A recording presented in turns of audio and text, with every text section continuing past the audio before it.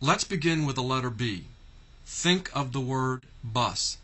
The first sound that you must make when you say the word bus is b, b. From now on, when you want to remember the sound that the letter B represents, think of the word bus. And also, I want to caution you, there is a tendency on people's part to add too much at the end of these consonant sounds. As an example, many people think the sound that B represents is B. The sound for B is not B, it's B, B. You hear how I've cut the sound off at the end, and I have not added the sound So as best you are able to, isolate these consonant sounds as clearly as you can. Now, some of the consonant sounds do require more of an sound at the end in order to articulate those sounds, and I'll point them out to you as we go through the consonant letters. But by and large, remember to, as clearly as you can, pronounce only the consonant sound itself without adding the sound after the initial sound. The next letter is the letter C. Think of the word cat. The first sound that you must make when you say the word cat is k, k.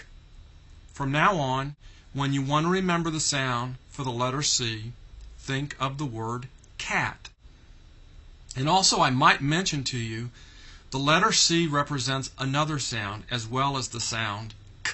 And we will get to the second sound of C much later in the program. So for right now, whenever you encounter the letter C in a word in this program, know that it's going to always represent the sound k. The next letter is the letter D. Think of the word dog. The first sound that you must make when you say the word dog is D, D. From now on, when you want to remember the sound for the letter D, think of the word dog. The next letter is the letter F. Think of the word fan. The first sound you must make when you say the word fan is f. From now on, when you want to remember the sound for the letter F, think of the word fan. The next letter is the letter G. Think of the word gum. The first sound that you must make when you say the word gum is G, G. From now on, when you want to remember the sound for the letter G, think of the word gum. And also, G, just like the letter C, can represent a second sound. But we will not get to the second sound for the letter G until much later in the program. So at this point, and until you are told otherwise, when you do encounter the letter G in a word in this program, it will always represent the sound G. The next letter is the letter H. Think of the word hat. The first sound that you must make when you say the word hat is h, h. From now on, when you want to remember the sound that the letter H makes, think of the word hat. The next letter is the letter J. Think of the word jet. The first sound that you must make when you say the word jet is j, j. From now on, when you want to remember the sound for the letter J, think of the word jet. The next letter is the letter K. Think of the word kite. The first sound that you must make when you say the word kite is k, k. From now on, when you want to remember the sound for the letter K, think of the word kite. And also, perhaps you've noticed, the letter C and the letter K represent exactly the same sound. K. Now, there is a rule governing when we use C in a word and when we use K in a word to represent the sound K. And we'll get to that rule a little later in the program. But for right now, it's enough to know that the letter C and the letter K represent exactly the same sound. And while we're on the sound for K, I want you to know there is a consonant team that also represents the sound K. And this is the first consonant team we're going to be introducing in the program. And the team is the letter C added to the letter K. So when you see the letter CK in a word, then CK is going to form a team. Now, one thing we're going to do in this program is we're going to develop a system of marking words to analyze them for the phonetic components within the words. And the first element of the marking system that we're going to introduce is the fact that we always underline consonant teams. And CK is our first consonant team. So whenever you're writing a word in this program, and I'm going to be doing a lot of dictating of words where I'm going to ask you to spell those words. So whenever I ask you to spell a word which contains CK, you always underline CK. Now, not only is CK our first consonant team, but it also introduces our first spelling rule in the program. And the spelling rule has to do with when you use CK in a word. CK must come directly after a short vowel. That is the only time you can use CK in the spelling of a word. So think of the word rock. In the word rock, we have a short O sound followed by the sound K. And that's why we spell rock R-O-C-K. Now, if you think of the word rake, rake is spelled R-A-K-E. The reason we don't use CK in rake is in front of the letter K is the long A sound, where the A says its name. Now, we haven't begun talking about vowel sounds, but in order to teach you the CK rule, I have to talk about vowel sounds. But for right now, just remember this. You must have a short vowel directly in front of CK in order to use CK in the spelling of a word. If you don't have a short vowel directly in front of the CK team, you can't use the CK team. You're going to have to do something else. You're going to probably use the letter K to represent the sound K. So now we have three ways to represent the sound K. We have the letter C, we have the letter K, and we have the letter team CK. The next letter is the letter L. Think of the word lamp. The first sound that you must make at the beginning of the word lamp is L. L. And notice how you roll your tongue up when you make that sound. L. It's like a carpet that's rolled up. So from now on, when you want to remember the sound that the letter L represents, think of the word lamp. The next letter is the letter M. Think of the word map. The first sound that you must make when you say the word map is mm. Mm. From now on, when you want to remember the sound that the letter M makes, think of the word map. The next letter is the letter N. Think of the word nut. The first sound that you must make when you say the word nut is mm. Mm. From now on, when you want to remember the sound for the letter N, think of the word nut. Now, M and N are nasal sounds in English. We only have 3 nasal sounds in our language, M, N, and a bit later we'll learn about NG as a team, a consonant team. But they're nasal sounds because when you make the M sound and the N sound, we are actually making the sound come out through our nose. There's a way to prove to yourself that when we make the M or N sound that it's actually coming out our nose.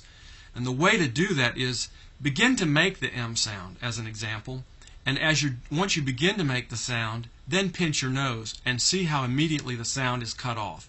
And I'll do that for you right now. And it cuts it right off.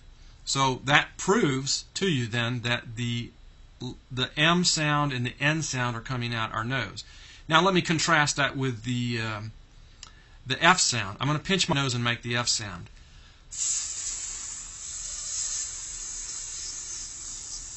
Doesn't make any difference whatsoever because the letter F sound is not coming through the nose. So it's just kind of fun to know that the M and the N are nasal sounds. All right, now we're going to go to the letter P. And for the letter P, I want you to think of the word pot. Now, the first sound that you must make when you say the word pot is P. P. From now on, when you want to remember the sound for the letter P, think of the word pot. The next letter is the letter Q. And with the letter Q, we're going to introduce our second consonant team. Because in English, the letter Q is always followed by the letter U. Now, U normally is thought of as a vowel. However, when the letter Q is followed by the letter U, QU together combine to form a consonant team. And U is not considered to be a vowel when it comes after Q. It's considered to be part of the consonant team QU. So the letter Q is always going to be followed by the letter U. And when we see QU together in a word, we underline it. Because remember, in this marking system we're going to be developing, the first rule is you always underline consonant teams. Now, QU as a consonant team represents not one sound, but two sounds combined, K and W. So whenever you see QU, it's going to represent qua, qua, which actually is the K sound and the W sound combined. Think of the word queen. The first two sounds you must make when you say the word queen, those two sounds are qua, qua. So from now on, when you think about Q, always think about QU, because it's always going to be a team, QU, and QU is going to represent two sounds combined, qua. The next letter is the letter R. Think of the word rat. The first sound that you must make when you say the word rat is R, R. Now, you know how I told you just a few minutes ago that when you make the consonant sound, you should not add an sound following the consonant sound. And that's true for most consonant letters. However, with the letter R, it's helpful to add a slight sound following the R sound. So when we make the R sound, we go R, R. There's a slight short U sound following the R sound. The next letter is the letter S. Think of the word sun. The first sound that you must make when you say the word sun is S, S. From now on, when you want to remember the sound for the letter S, think of the word sun. Now the letter S represents not one sound, but two sounds. I want you to think of the word nose. Nose is spelled N-O-S-E. And the letter S in the word nose is representing the sound Z. Because if it were making the sound that S makes in sun, the word would be pronounced nose.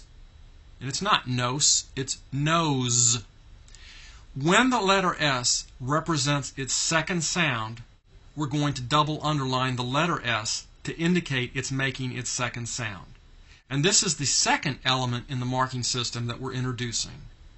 When a letter or a letter team, we'll get to letter teams later in the program, when a letter or letter team represents its second sound, we place two lines under the letter or letter team.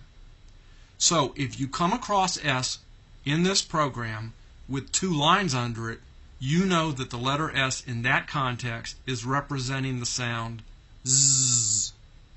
Also, if I dictate a word to you, such as nose, where the letter S is going to represent its second sound, then you must place two lines under the letter S in those words where S represents its second sound to indicate the letter S is representing its second sound. So the letter S represents not one sound but two. The first sound for the letter S is S, as in sun. The second sound for the letter S is Z, as in nose. The next letter is the letter T. Think of the word tent. The first sound that you must make when you say the word tent is T, T. From now on, when you want to remember the sound for the letter T, think of the word tent. The next letter is the letter V.